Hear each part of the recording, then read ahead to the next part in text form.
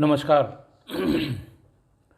कल और परसों 2 दिन में मैंने आपको अयोध्या में आतंकवादी हमले के बारे में मैं और मेरी टीम एसटीएफ के सभी वरिष्ठ अधिकारी इन लोगों के अथक प्रयास से 10 दिन में ही उस पूरी साजिश का अनावरण किया गया था। इसके बारे में बहुत विस्तार से बताया। विवेचना बहुत लंबी थी, बताने को भी बहुत कुछ था, लेकिन बाकी और भी छोटी छोटी घटनाएं इस बीच में हुई थी जिनका जिक्र किया जाना आवश्यक है। और अयोध्या के इस इंसिडेंट के बारे में चूँकि बड़ी घटना थी तो इसके बारे में बहुत विस्तार से इंटरनेट पे उपलब्ध है। कोई भी अगर चाहता है तो उसे देख सकता है। आज मैं जिस घटना के बारे में बताऊंगा उस घटना ने 2005 में बॉलीवुड में बड़ा बहुत सुर्खियों में ये मामला आया था। मुंबई की अभिनेत्री प्रीति जैन द्वारा फिल्म निर्माता निर्देशक मधुर भंडारकर की हत्या की सुपारी दिए जाने का मामला बहुत सुर्खियों में रहा। बड़ी इसकी चर्चा हुई और बहुत दिनों तक इस संबंध में तमाम किस्से कहानी अखबारों और टीवी के माध्यम से सुनाई पड़े। घटना कुछ इस तरह थी कि मुंबई के थाना आगरीपाड़ा में इंस्पेक्टर तालांदर कृष्णा रमानी ने एक मुकदमा लिखवाया। उन्होंने कुछ लोगों को हथियार के साथ अरेस्ट किया। उनसे पूछताछ में ये पता लगा कि इन लोगों को मधुर भंडारकर को जान से मारने के लिए प्रीति जैन ने पैसे दिए थे। मुकदमा कायम हुआ थाना आगरीपाड़ा में। मुकदमा अपराध संख्या 187/2005 धारा 115 और 120B यानी साजिश, हत्या की साजिश, और जो उनके पास कट्टे की बरामदगी हुई थी 3/25 आर्म्स एक्ट। इसकी विवेचना आगरीपाड़ा की एसीपी मानसी मोहिते को दी गई। मानसी मोहिते ने इसमें डिटेल में इसकी विवेचना की। लेकिन जैसा कि आप जानते हैं कि चूंकि फिल्म उद्योग से जुड़ी ये बड़ी खबर थी तो इसके बारे में तमाम किस्से कहानी निकलते रहे अखबारों में। कहीं इसको फर्जी बताया गया, कहीं इसको सही बताया गया, कहीं ये बताया गया कि पुलिस विवेचना की कड़ी से कड़ी नहीं जोड़ पा रही है। इसी बीच मुंबई पुलिस के वरिष्ठ अधिकारियों ने हमारे उत्तर प्रदेश के डीजीपी से एसटीएफ का सहयोग मांगा कि साहब इसमें एक एंड उत्तर प्रदेश का भी है, अगर हमारी मदद हो जाए तो हमारी विवेचना कंप्लीट हो जाएगी और पुलिस पर जो आरोप प्रत्यारोप लग रहे हैं ये इन पर विराम लग जाएगा। एसएसपी एसटीएफ ने मुझे बुला के निर्देशित किया कि आप फला नंबर पे मुंबई पुलिस के अधिकारियों से बात करके और देखिए आपके एंड पे क्या होना है, जहाँ कहीं भी होना है उसे कराइए और जब इसमें सफलता मिल जाए तो मुझे भी बताइए, मुंबई पुलिस को बताइए, उनकी टीम आ जाएगी क्योंकि वहाँ ऑलरेडी मुकदमा लिखा हुआ है। मानसी मोहिते की विवेचना में वहाँ पर जो 2 लोग गिरफ्तार हुए थे उनमें से एक था नरेश परदेसी और दूसरा था गुफरान मोहम्मद इब्राहिम शेख उर्फ समीर। ये समीर इसमें ज़्यादा इम्पोर्टेंट था क्योंकि इसका आपराधिक इतिहास भी था, इसकी क्रिमिनल हिस्ट्री भी थी और बताया गया कि गोली मारने का काम उसी को सौंपा गया था। ये नयापुरा थाना एमजी रोड इंदौर मध्य प्रदेश का रहने वाला है और ये दोनों ही नरेश परदेशी और समीर ये दोनों ही अरुण गावली गिरोह के लिए पहले भी काम कर चुके हैं और इसी तरह मुंबई पुलिस ने ट्रैक करके अरुण गावली के कनेक्शन से ही इन दोनों को गिरफ्तार किया था और इनके पास से असलहे बरामद किए थे। जो बात मिसिंग थी, जो बात मिसिंग लिंक थी, जिसकी वजह से वहाँ मुंबई में पुलिस की आलोचना हो रही थी और प्रेस में तरह तरह के किस्से कहानी अपीयर हो रहे थे, वो ये थी कि साहब ये इसको जो आर्म्स जो बरामद हुआ है, ये किसने दिया, कहाँ से लाया, किस गैंग ने दिए। तमाम तहकीकात और तमाम विवेचना में जितनी डिटेल्स होती हैं, इनके बाद ये पाया गया कि ये आर्म्स उत्तर प्रदेश से लाए गए थे। उत्तर प्रदेश में किसने दिलाया था और कहाँ से लाए गए थे, जब तक ये बात पूरी इस्टेब्लिश नहीं होती, ये पूरी कहानी पूरी नहीं हो रही थी।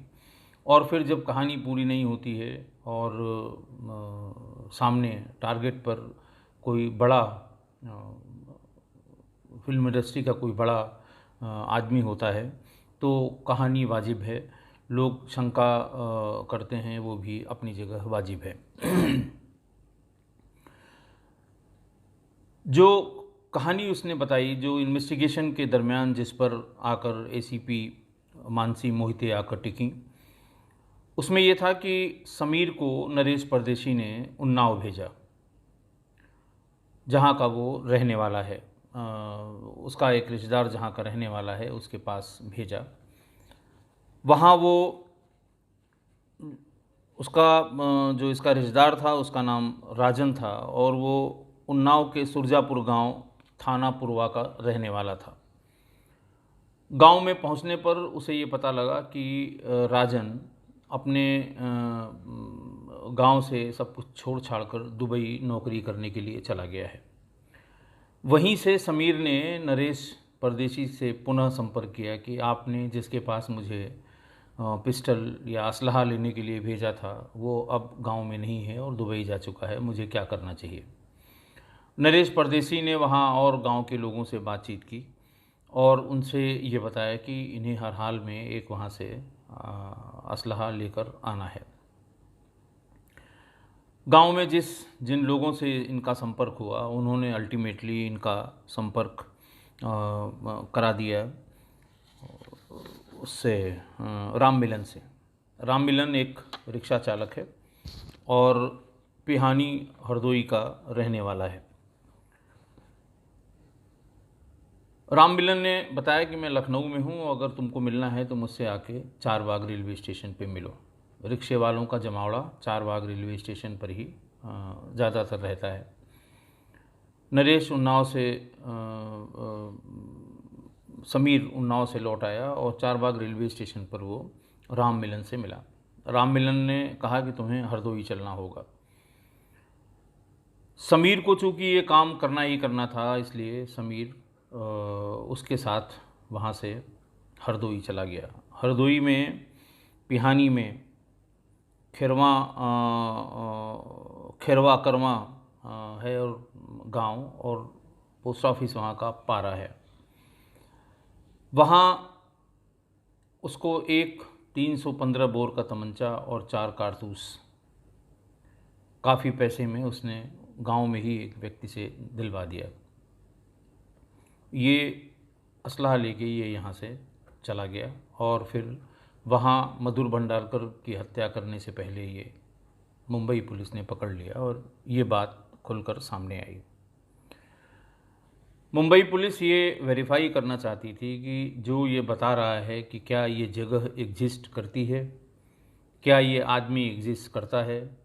जिस आदमी को ये चारबाग में रेलवे स्टेशन पर होना बताता है, उसका टेलीफ़ोन नंबर ये नहीं बता पा रहा है। अगर ये आदमी एग्जिस्ट करता है और इसका टेलीफ़ोन नंबर मिल जाए तो कॉल डिटेल से राजन और इन दोनों की बीच जो बातचीत हुई है वो भी इस्टेब्लिश हो जाएगी और फिर उनके वहाँ से वहाँ तक पिहानी तक, हरदोई तक पहुँचने की बात इस्टेब्लिश हो जाएगी। तभी इस बहुत ही गंभीर मामले में विवेचना आगे चल पाएगी। मेरी पूरी टीम उन्नाव गई। उन्नाव में राम मिलन अपने गांव में नहीं मिला। ये पता लगा कि राम मिलन अपने भाई के साथ लखनऊ में पारा में कॉलोनी है, जहाँ पर वहाँ पर एक रूम में ये लोग किराए पर रहते हैं और दोनों भाई ही रिक्शा चलाने का काम करते हैं।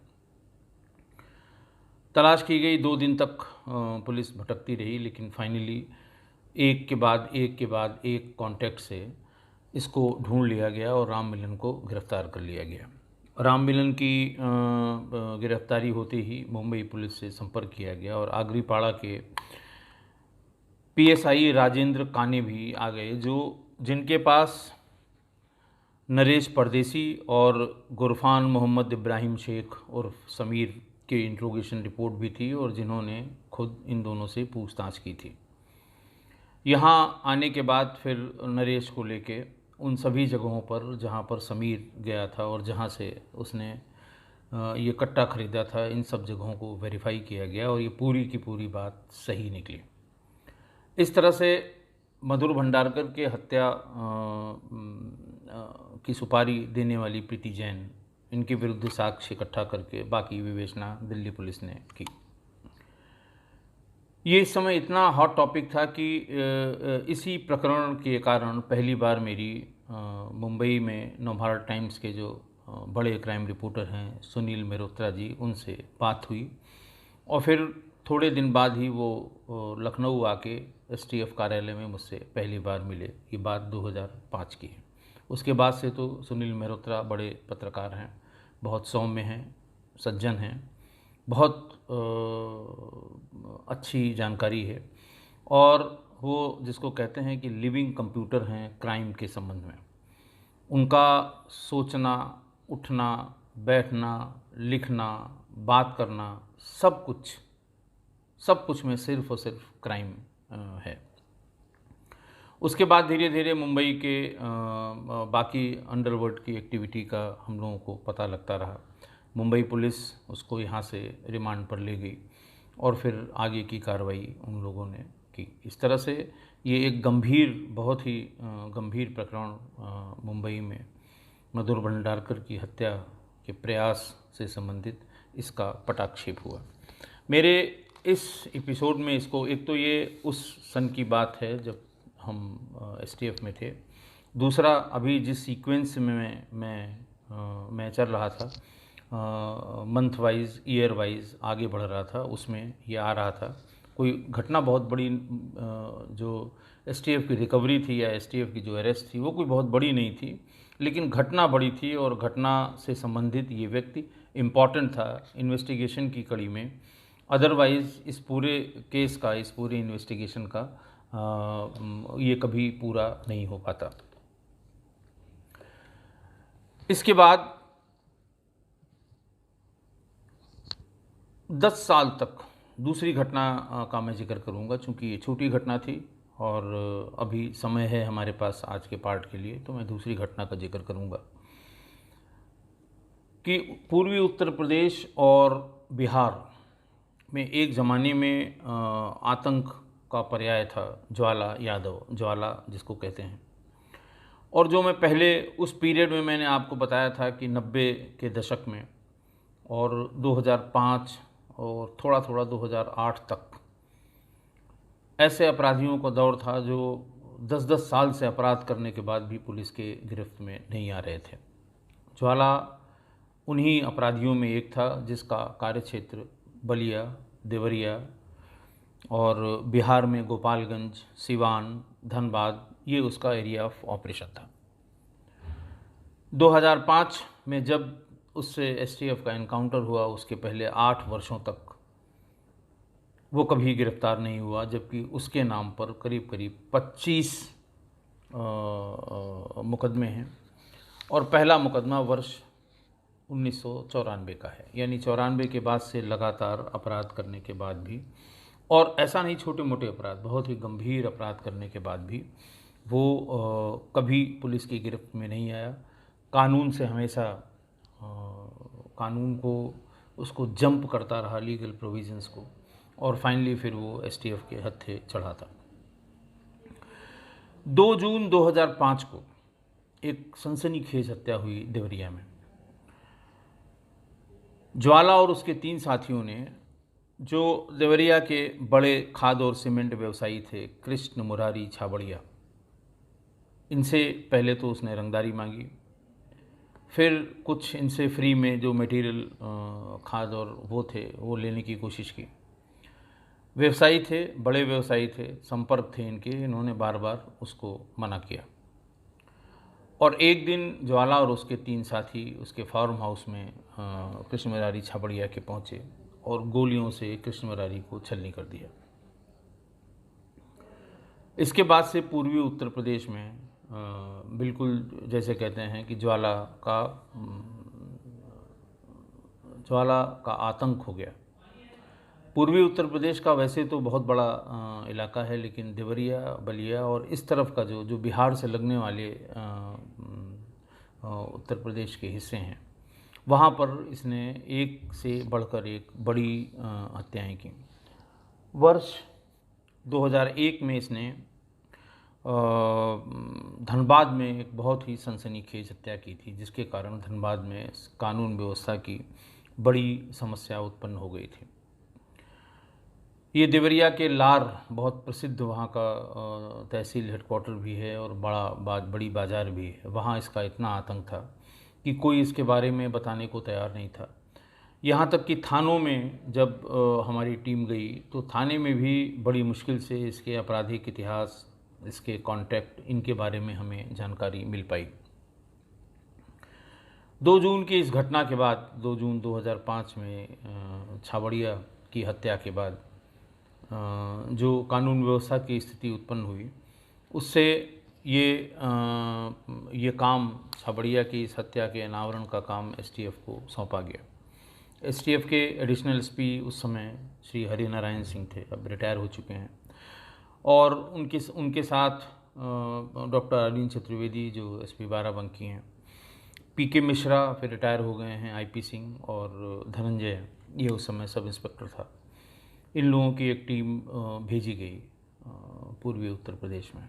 इन लोगों ने वहाँ कैंप करके बहुत गंभीरता से इस संबंध में साक्ष्य जुटाए और इसके मूवमेंट के बारे में पता किया। ये टीम बिहार भी गई, बिहार में सिवान, गोपालगंज और धनबाद में भी इसके लोगों के बारे में जानकारी इकट्ठा की।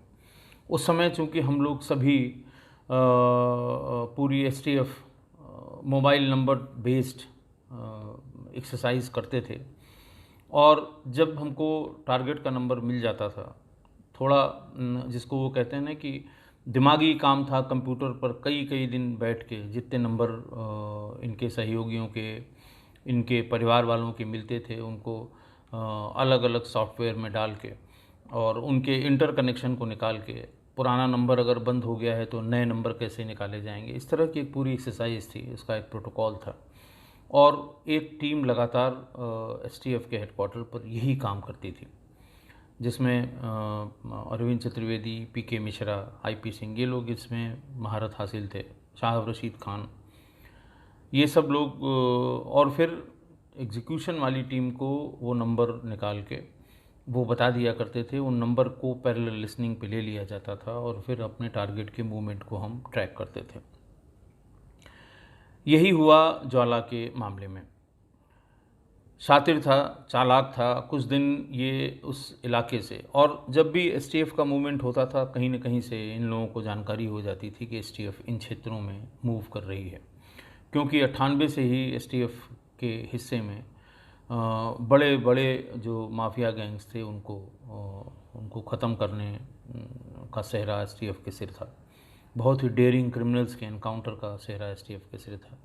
तो जब पहला तो ये जैसे ही इनाम घोषित किया जाता है, वैसे ही अंदाज उस समय जब किया जाता था तो उन्हें अंदाज़ लग जाता था कि अब एसटीएफ इसमें लगाई जाएगी और अंत बहुत अच्छा नहीं होगा।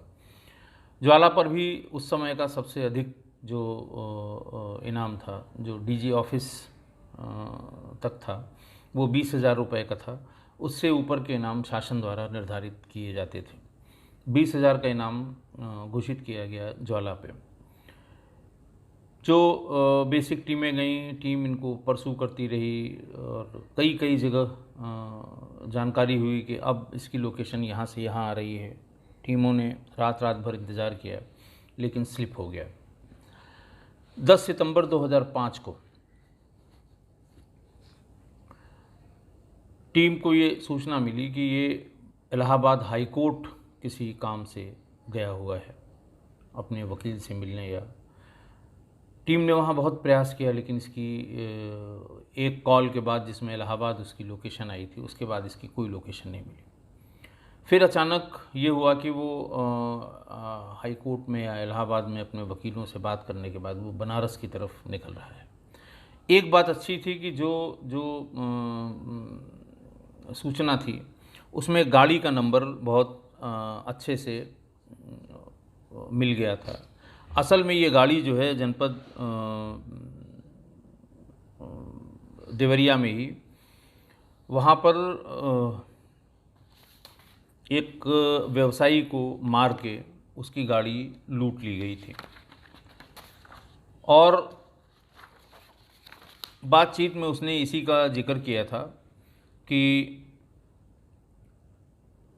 ये था वहाँ के अपने दो साथियों के साथ 20 जनवरी 2005 को अजीत गुप्ता जो उभाव जनपद बलिया के थे, वो अपनी इंडिका कार से जा रहे थे और उनसे ये गाड़ी लूट ली थी। लूटने के बाद ये कभी कभी कई 4-5 गाड़ियाँ उसके पास इसी तरह लूट की थी, जिनका अलग अलग काम में वो इस्तेमाल करता था। ये इन्फॉर्मेशन हम लोगों को मिल गई थी कि ये इंडिका कार UP 53X4302 ये गाड़ी करंटली उसके पास है, क्योंकि पहुँचते पहुँचते जब इसकी लोकेशन इलाहाबाद में अपने वकीलों के पास मिल रही थी, तो टीम ने वहाँ ये अंदाज़ करके कि कौन कौन वकील हो सकते हैं, जो नंबर पहले मिले थे उनके यहाँ आसपास जो गाड़ियाँ पार्क की गई थी उनके नंबर्स और उनकी फ़ोटोग्राफ नोट कर लिए थे। इन नंबर्स का पता लगाया जा रहा था कि इसके कौन कौन ओनर हैं।